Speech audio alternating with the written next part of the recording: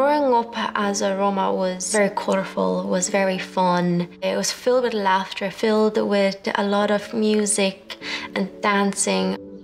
Dancing and singing is something that I have inherited, luckily, from my mum.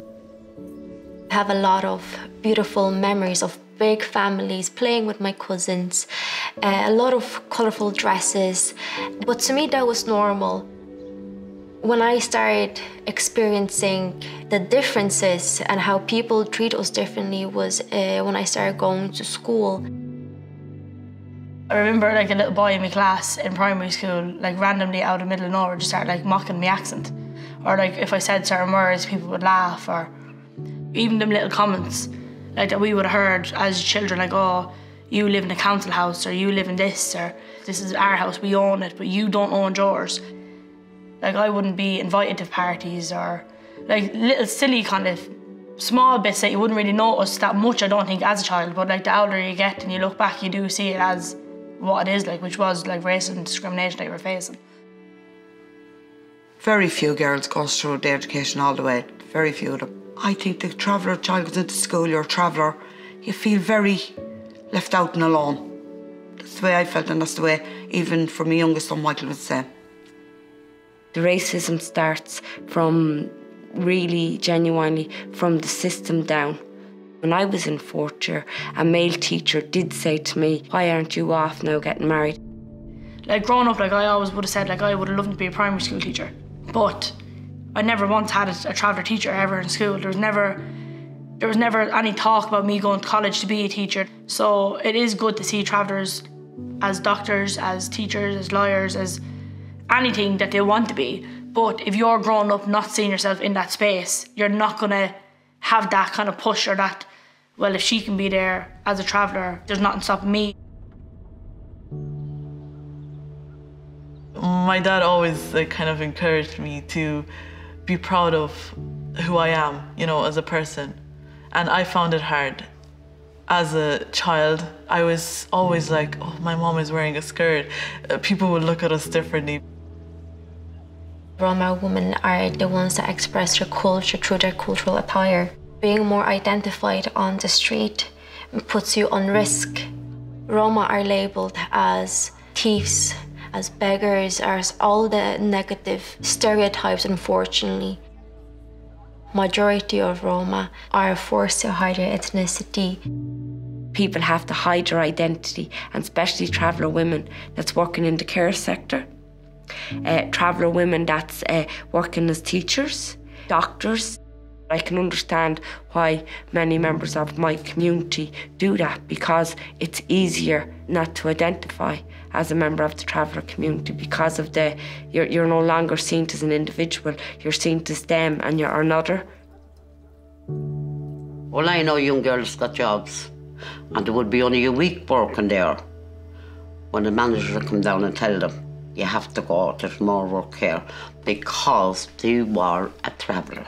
So of course they have to hide. Even if they get a job, they have to hide who they are. And only for to have a pint and anywhere like it. That's giving the young women and the young men opportunity to stand up for themselves. As women in general, we are discriminated against. Even the silly little things, like when you say it out loud, like even like with pay or with certain jobs, or... While it's hard being a woman in the world, it's harder again for women from ethnic minority groups. Girls in my community, they're expected to stay at home and take care of their family when they get married, or they help their moms as they're growing up, you know, to learn to cook, to clean, to take care of their family when they will have a family. Providing for your family, making your family survive is the priority, and that's the reality of a woman, you know. There's a lot of burden on our shoulders. Traveller women are paving the way for traveller rights within Irish society. We're not part of the women's movement, but we push ourselves in there to become part of it. The ongoing equality juggle is something that unites all the women. Women should be standing for each other. Women should be empowering each other, not putting each other down. Women are strong and independent and resilient. It's really good to recognise that in ourselves. If we look at our primary health care, that's led by Traveller women, and it implies hundreds of women from our community, and I think that's really important. It was the best thing that could ever happen, to go out to your own people and advise them to go for their smear test, breast check, and to make sure the children went to finish all their needles. I enjoyed it. I really enjoyed it, especially going out there to meet my own people and facing their needs, because I know the needs of travellers, because I'm a traveller. And I'd like to see them getting housed and nice, good, clean site with water and showers and electricity and good place to live. I think more help in the schools and more help with education for women would be absolutely brilliant. I wish that a lot more girls would stay in education and get the proper education and fulfill like their dreams as girls and women.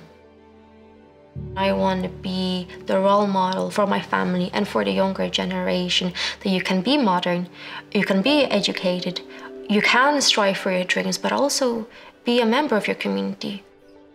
I'm very fortunate to have other people kind of pushing me to see the value in what I'm doing and kind of helping me to get there.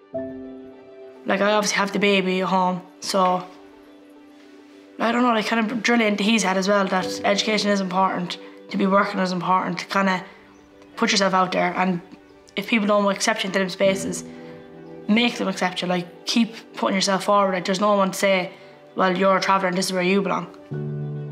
I'd love to see my granddaughters finishing all school, maybe doing a course in college, learning how to drive, becoming more independent, and learning about life before they leap into it.